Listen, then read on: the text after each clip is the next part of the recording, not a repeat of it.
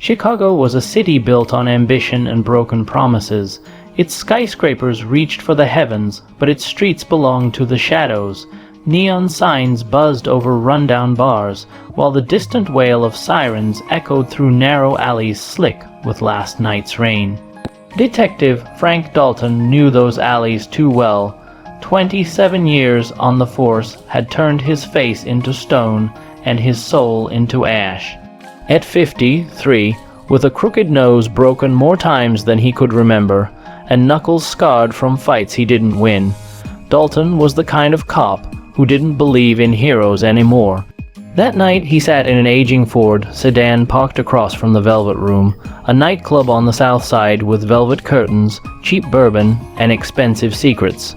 Beside him sat Detective Mia Torres, younger, ambitious, and far less cynical. She was the department's rising star. Sharp eyes, sharp mind, and no patience for Dalton's whiskey. Stained wisdom. "You ever wonder why we always end up here?" Torres asked, sipping cold coffee from a paper cup. Dalton gave a dry chuckle.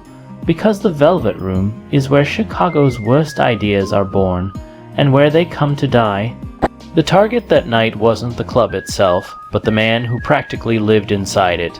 Anthony Morty, known on the streets as Tony Glass, a mid-level enforcer for the Lombardi crime family.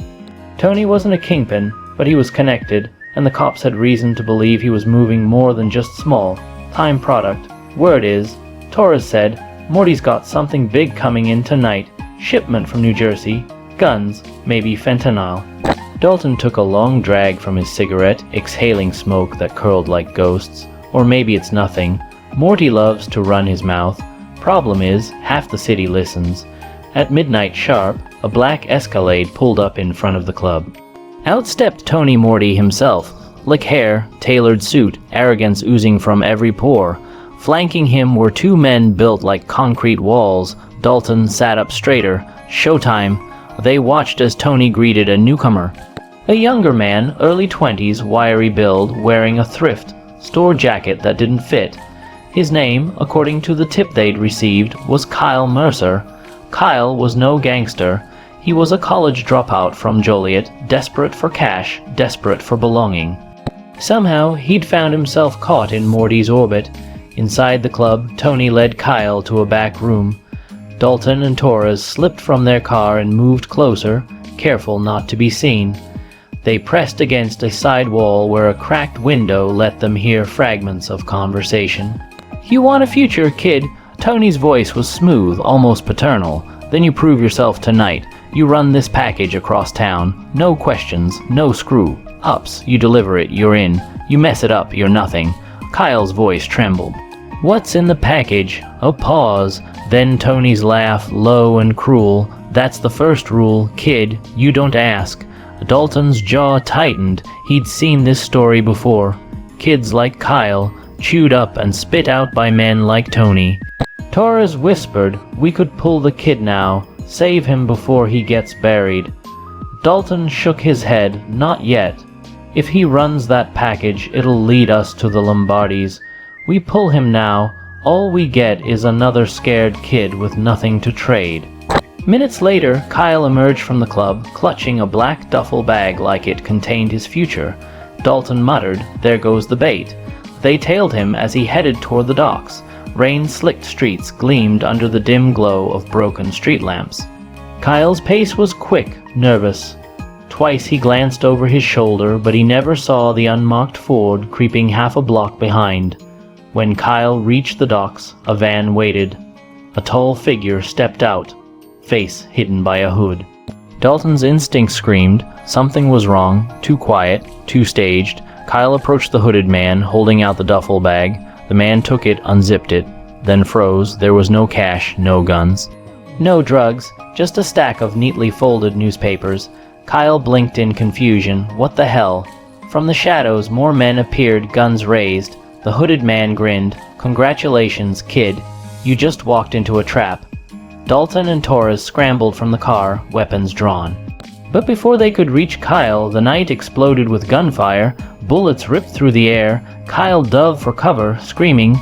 Dalton fired back, Torres beside him. Sparks showered as bullets tore into metal containers stacked along the docks. By the time the smoke cleared, the van was gone, so was the duffel bag, and Kyle Mercer, he was lying face down on the wet concrete, blood pooling around him. Dalton's heart sank. What had started as a routine tale had just turned into something much darker. Chicago had claimed another soul, and this time Dalton knew it was only the beginning. The dockyard reeked of salt, diesel, and death. Rain drizzled softly, mixing with the crimson pool spreading beneath Kyle Mercer's lifeless body. Detective Frank Dalton crouched beside him, eyes heavy. Kyle's open stare reflected the neon glow of a flickering sign nearby. Empty, frozen forever. Damn it, Dalton muttered, pulling his jacket tighter against the cold. Beside him, Detective Mia Torres scanned the shadows with her Glock raised. They moved fast. Too fast. That wasn't just a botched handoff. That was a setup. Dalton nodded grimly, and we walked right into it. Police sirens wailed in the distance. Uniforms would swarm the docks in minutes, but Dalton knew it wouldn't matter. Whoever orchestrated this was already gone, leaving behind a corpse and questions with no answers. Torres crouched near the body, examining Kyle's jacket. No wallet, no phone. They stripped him clean. Dalton exhaled smoke from a half-crushed cigarette. Classic Lombardi play. Send a message, erase the trail. She shot him a sharp look. You think Morty set him up. Dalton's gaze hardened. Morty's too slick to dirty his hands, but somebody wanted us chasing ghosts tonight, and they used that kid as bait. At the precinct, the fluorescent lights buzzed overhead, unforgiving. Dalton leaned over a cluttered desk piled with case files, photographs, and coffee-stained reports. Kyle's face stared back at him from a DMV photo. A kid who should have been worrying about rent, not body bags. Torres paced the room, restless. We can't let this go as just another dead runner. Somebody staged that dock scene, Dalton. They wanted us to find him like that. Dalton rubbed his temples. The question is why. The captain barged in, red, faced and furious. Captain Briggs had run homicide for 15 years, his belly proof of too many late-night donuts and too much whiskey. You two want to explain why I've got a dead college dropout on my crime scene and no suspects. Briggs barked. Dalton didn't flinch. Because the Lombardis are playing us. They knew we'd tail the kid. They set up the whole thing. Briggs slammed a folder onto the desk. Inside were grainy surveillance photos. Tony Morty laughing in front of the Velvet Room less than an hour after Kyle's death. You see this? Briggs growled. Your suspect has an alibi. He never left the club. Torres frowned. Then someone else pulled the strings.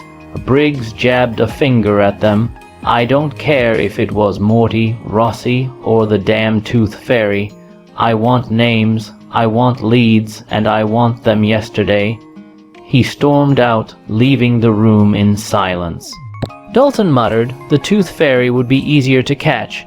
Torres ignored the joke. She grabbed the whiteboard marker and began sketching connections. Morty, Lombardi family, Kyle Mercer. A spiderweb of names and arrows spread across the board. There's a missing link, she said. Somebody fed Kyle to us. Somebody inside Morty's circle knew we'd bite. Dalton leaned back in his chair, eyes narrowing, and maybe somebody inside ours. Later that night, Dalton found himself at O'Grady's Tavern, nursing a glass of Jameson. The bar smelled of old wood and older regrets. A familiar face slid onto the stool beside him. Lena Walsh, a crime reporter for the Chicago Tribune. Sharp-eyed, sharp-tongued, Lena was both a thorn in Dalton's side and an occasional ally. You look like hell, she said, signaling the bartender. Dalton grunted. Thanks. Always nice to see you too. Lena sipped her whiskey. Word on the street is a kid named Kyle Mercer ended up face down at the docks. Your handiwork. Dalton's jaw tightened. We were trying to save him. Funny, Lena said, pulling a notebook from her bag. Because my sources say Kyle was already in over his head with the Lombardis. He owed money, lots of it. Gambling, drugs, you name it. Maybe he wasn't just some innocent pawn after all. Dalton frowned. Sources being, she smirked. Come on, Frank, You know I don't burn my leads, but here's a free. Kyle wasn't alone. He had a contact inside the family, somebody who vouched for him. Dalton's pulse quickened. Who? Lena leaned closer, lowering her voice. Name I keep hearing, Vincent Lombardi, the boss's nephew. Dalton sat back, stunned. If Lena was right, this wasn't a mid-level enforcer's game. This was bloodline. Family. The next morning, Dalton and Torres staked out Vincent Lombardi's condo in River North. Vincent was 30, educated, polished, a far cry from the street thugs who carried out his uncle's orders. He wore tailored suits and drank imported scotch, but his hands were just as dirty. Through binoculars, Torres watched him step onto his balcony, phone pressed to his ear.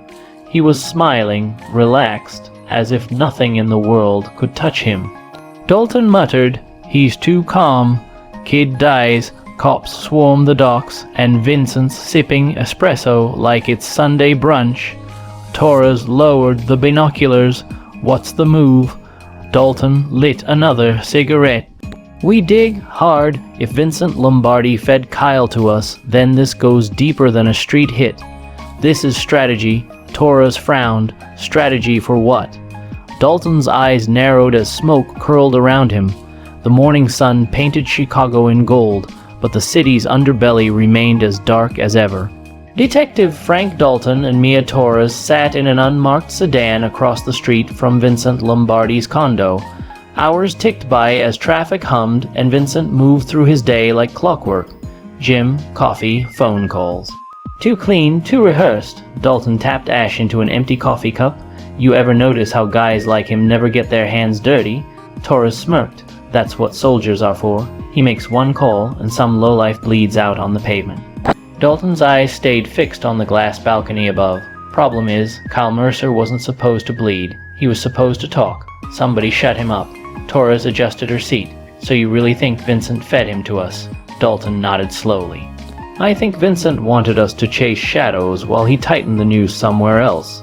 That evening, Vincent left his condo in a black Escalade, flanked by 2 bodyguards.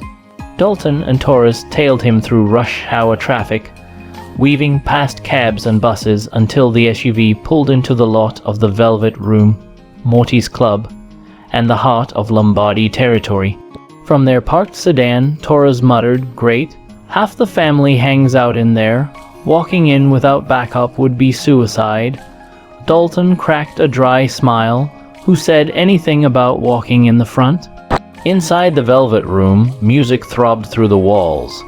Deep bass shaking glasses, red lights painting everything in sin. Vincent sat in a private booth, champagne flowing, laughter loud.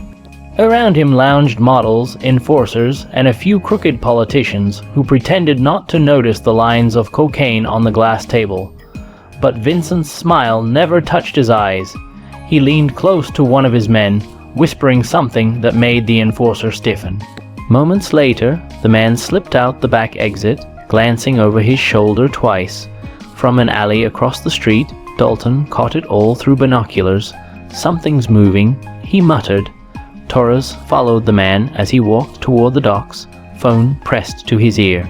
She whispered into her earpiece, "Looks like a drop. He's too careful for it to be nothing." Dalton exhaled slowly. "Stay with him. I'll keep eyes on Vincent." Meanwhile, Torres shadowed the enforcer to a rundown warehouse near the river. Rusted steel doors groaned open, revealing stacks of crates and armed guards. From her hidden vantage point, Torres counted at least a dozen men, too many for a single detective. Through the rain, she zoomed her camera lens and froze. The crates weren't filled with guns or cash. They were filled with military, grade explosives. Her heart pounded. She whispered urgently into the earpiece, "Dalton, this isn't drugs. It's C4, enough to level half a block." Dalton cursed under his breath. "Explosives, Jesus, what the hell are they planning?" Torres snapped photos quickly, adrenaline surging, but just as she tucked the camera away, a guard's flashlight beam swept across her hiding spot. "Hey, you hear that?" a voice shouted. Torres bolted, sprinting into the night as bullets cracked against the brick wall behind her. She ducked into a side alley, breath ragged, as tires screeched and headlights flared. Dalton's sedan skidded into view. "Get in," he yelled. Torres dove inside as Dalton floored it, bullets pinging off the trunk. They sped into the rain, soaked streets, hearts pounding. Back at the precinct, the photos spread across the table like a bad dream. C4, dozens of crates, each stamped with military surplus codes. Torres shook her head. This isn't just organized crime anymore. This is terrorism.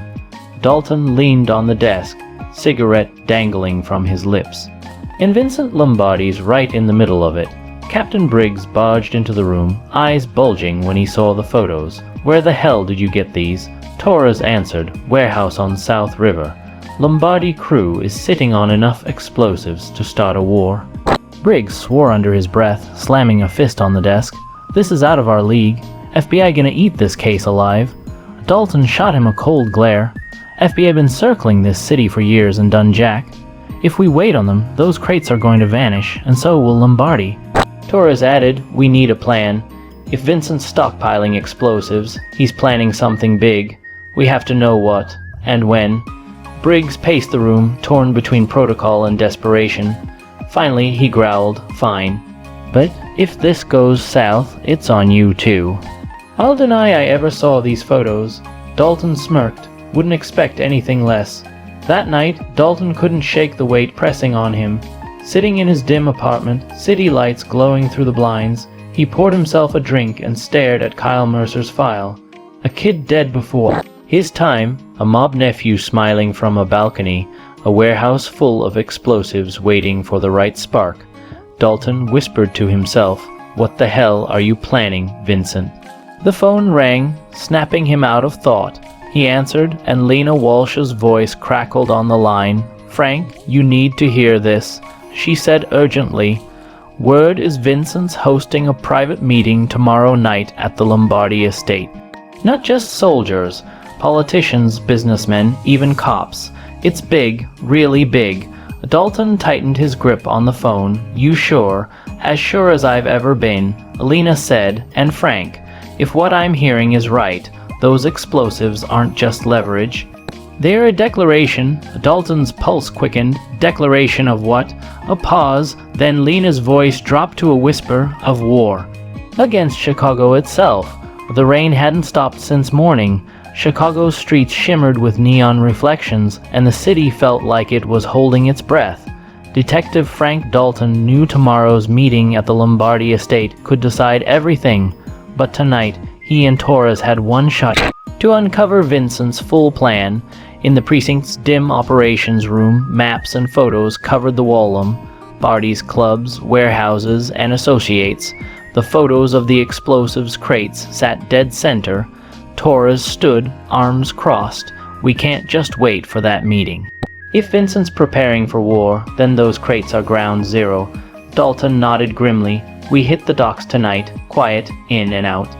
We find out how deep this rabbit hole goes." Captain Briggs wanted no part of it, so Dalton pulled a favor from an old contact, retired Navy SEAL named Ray Connors, now working private security. Ray wasn't the kind of man who asked too many questions. Explosives? Ray asked as he loaded an M4 into a duffel bag. "Sounds like you're walking into a hornet's nest." Dalton smirked. "Good thing you've been stung before." That night, under a moon half, hidden by clouds, the three of them crept through the docks. Rusted cranes loomed like skeletons, and the river lapped quietly against pylons. Dalton whispered warehouses 200 yards ahead, guards at every corner. Through binoculars, Torres counted 6 on the ground, 2 on the roof. More shadows moved inside. Ray adjusted his silencer. 2 on the roof first. "I'll handle them." Moments later, 2 soft PFFD sounds cut through the rain. The rooftop guards slumped, lifeless. Dalton and Torres moved in, hugging shadows. Inside, the warehouse was worse than Torres remembered. Stacks of explosives stretched to the rafters, but now there were also shipping manifests spread across a table. Each sheet listed different addresses across Chicago government buildings, police precincts, even hospitals. Torres' stomach dropped. "They're not hitting rivals. They're hitting the city. Dalton grabbed a folder, scanning quickly. Coordinated strikes. Same night. If even half of this goes off, before he could finish, a cold click echoed behind him. Step away from the table. They froze. Turning slowly, they saw half a dozen Lombardi soldiers with rifles raised. At their head was Marco Vescari, one of Vincent's most trusted lieutenants. Marco grinned. Detective Dalton, always one step too late. Vincent knew you'd sniff around here. He's counting on it. Dalton's jaw tightened. Where's Vincent planning to start? Marco chuckled darkly. Wouldn't you like to know? The guards closed in, weapons trained, but before anyone could react, Ray hurled a flashbang across the floor. The explosion of white light and sound shattered the silence. Dalton tackled Torres behind a stack of crates as bullets ripped through the air. Ray returned fire, precise and lethal. Dropping 2 men instantly, Dalton shouted, "Move, move." They fought their way through the chaos, ducking between crates. Marco barked orders, fury in his voice. Don't let them leave alive. Torres fired back, grazing Marco's shoulder, forcing him to take cover. She yelled, "We need the manifests. If we lose them, we lose everything." Dalton grabbed the folder and shoved it into his jacket as Ray provided cover. Together they pushed toward the exit, but Marco wasn't done. He emerged from behind a forklift, shotgun blazing. The blast tore through a stack of crates inches from Dalton's head, sending splinters flying. Ray spun, returning fire. His shot hit Marco square in the thigh, dropping him to the ground. Marco screamed in rage and pain, but his men dragged him back as the detectives escaped into the night. Back in the safety of Dalton's apartment, soaked and exhausted, the three laid out the stolen manifests. Torres pointed, her voice shaking. Look at the timing. Midnight, 2 nights from now. They're hitting 5 locations at once. Ray whistled low. That's not a gang war. That's domestic terrorism. Dalton rubbed his face, feeling the weight of it all. Vincent's not just taking Chicago. He's making sure nobody can stop him when he does. Fear, chaos, control, it's the oldest mob trick in the book, just scaled up. Torres looked at Dalton. We can't do this alone. Not anymore. Dalton stared out the rain. Streaked window, the city glowing faintly beyond. The feds will bury this in red tape. The brass will look the other way. If we want to stop Vincent, we need someone who doesn't play by the rules. Ray raised an eyebrow. You mean Lena Walsh? Dalton nodded. She has contacts, and she's already too deep to walk away. But if we pull her in, we cross a line we can't uncross. Torres leaned forward, fire in her eyes. We already crossed it the moment we stepped into that warehouse. Meanwhile, across town, Vincent Lombardi sat in his penthouse office, whiskey in hand, bandaged nephew Marco sitting across from him. Vincent's face was calm, too calm. He listened as Marco recounted the ambush, the firefight, the stolen manifests. When Marco finished, Vincent poured another glass and handed it to him. You did well, Marco. Better to lose a piece of paper than to reveal the real play. Marco blinked in confusion. Real play. Vincent smiled thinly. Let Dalton chase shadows. While he runs in circles, we'll move the board. By the time he realizes what's coming, Chicago will already belong to me. Marco swallowed hard, realizing his uncle wasn't just building an empire. He was declaring himself king of a burning city. The morning after the warehouse raid, Detective Frank Dalton sat at his kitchen table, staring at the stolen manifests. Coffee had gone cold in his hands, but he couldn't stop reading the same page over and over. Hospitals, police precincts, federal courthouses. This wasn't a mob war anymore. It was terrorism dressed in a tailored Italian suit. Torres paced the apartment like a caged tiger. We take this to Captain Briggs, he'll bury it. If we go to the feds, we'll drown in bureaucracy. Vincent has too many friends in high places. We don't have time for politics. Ray leaned back against the counter, calm as ever. So who do you trust? Dalton hesitated. Only one name came to mind, Lena Walsh. That evening, the trio met Lena in a shuttered jazz club on the south side. The place reeked of stale bourbon and cigarette smoke, its piano gathering dust in the corner. Lena sat at the bar, dressed in black, her red hair tied back. Eyes sharp as glass. You brought company, she said coolly, flicking ash from her cigarette. Dalton slid the manifests across the bar. We need you. Vincent's planning something bigger than a gang war. These are targets. 5 of them. Same night. Same hour. Lena skimmed the papers, her smirk fading into a frown. Jesus, he's not after territory. He's after the city's soul. Ray crossed his arms. We stop him, or Chicago burns. Lena lit another cigarette, blowing smoke toward the ceiling. You know what you're asking me, Dalton. If I cross Vincent, there's no going back. He'll gut me and everyone I know. Dalton's gaze didn't waver.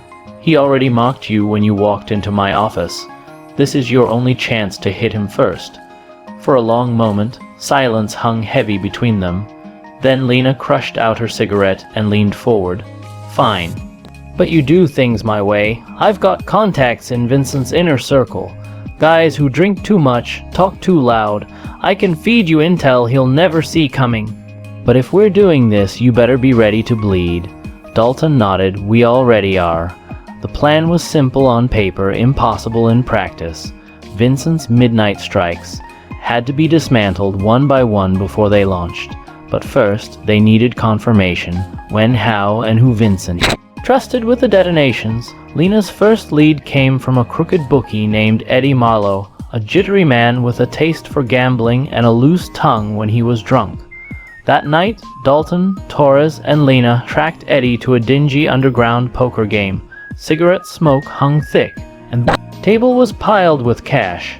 Eddie sat nervously at the end, chewing his lip as he tossed chips. Dalton approached calmly, flashing his badge just enough for Eddie to notice. Evening, Eddie. Mind if I sit in? Eddie went pale. D-detective. I was just... Lena slid into the seat beside him, voice dripping with menace. Relax, Eddie. We're not here to bust you. We just need a little information about Vincent. Eddie froze, sweat beading on his forehead. I can't. He'll kill me. Dalton leaned closer, his tone deadly quiet. If you don't talk, Eddie, you won't live long enough for him to kill you. Eddie swallowed hard, then whispered, all right. Vincent's planning the detonations 2 nights from now. Midnight sharp, he's got 5 crews, 1 for each target. I don't know the exact men, but I know one thing. He's storing the timers at a safe house on Halsted Street, guarded heavy. That's all I know, I swear. Dalton exchanged a glance with Lena. That was enough. Hours later, they prepared for the raid on Halsted Street.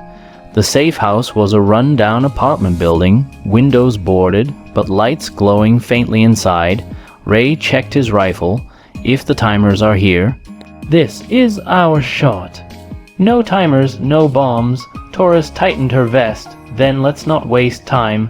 They hit the safe house at midnight, kicking the door in. They were met with a hail of gunfire. Shadows moved through the smoke, Lombardi's men screaming curses as bullets ripped the walls apart.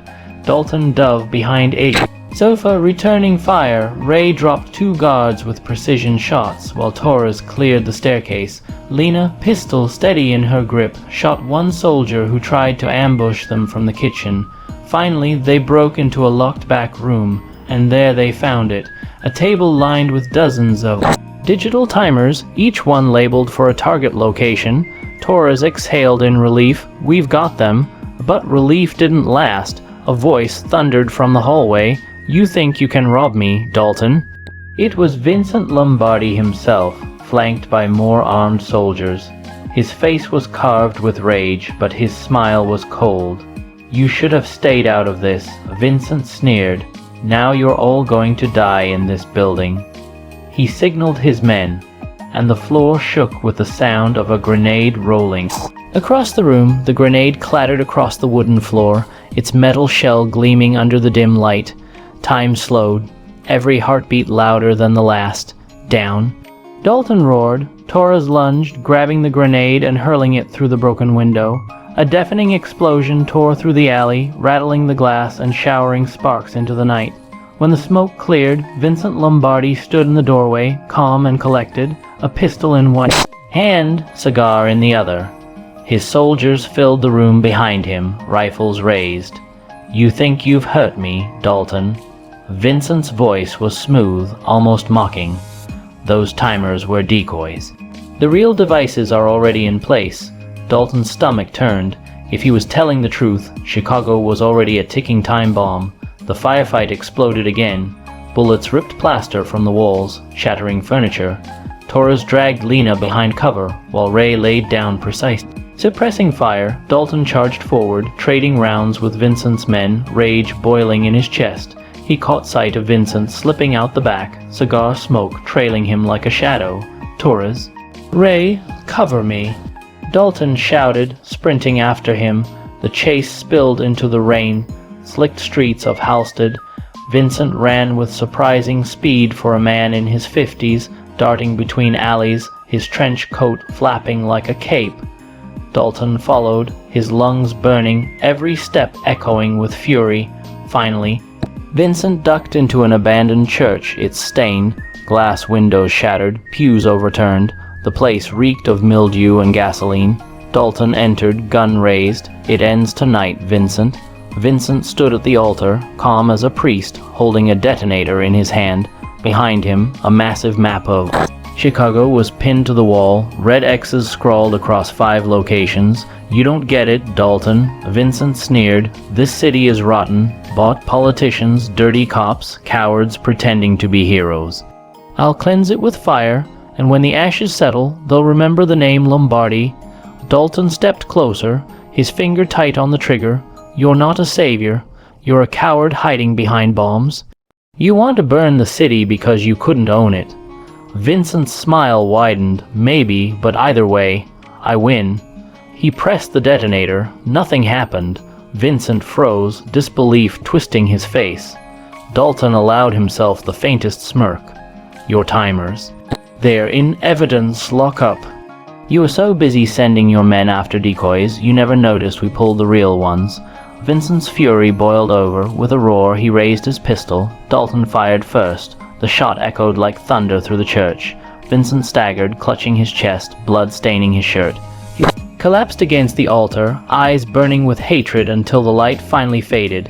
Outside, sirens wailed. Torres, Ray, and Lena stormed into the church, weapons still raised. "It's over," Dalton said, lowering his gun. "Vincent's done." Ray looked at the detonator lying useless on the floor.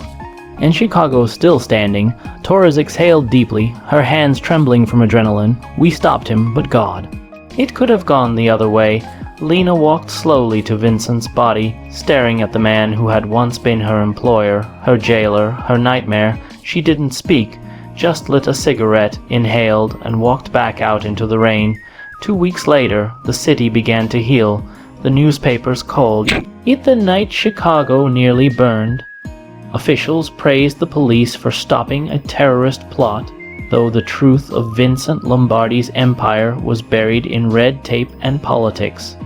Dalton, Torres, and Ray sat together at O'Malley's bar, their glasses raised in silent acknowledgement of battles fought and scars earned. "You know they'll replace him," Ray said quietly. "Another Vincent will rise. Different name, same poison." Dalton stared at the amber whiskey in his glass. "Yeah, but as long as we're still breathing, they'll never own this city." Torres smirked faintly. "To shadows in the streets. And the ones who fight them." They clinked glasses. Outside, Chicago pulsed with life. Sirens, laughter, neon lights flickering in the rain. A city forever caught between sin and salvation. And somewhere in the darkness, new shadows already stirred.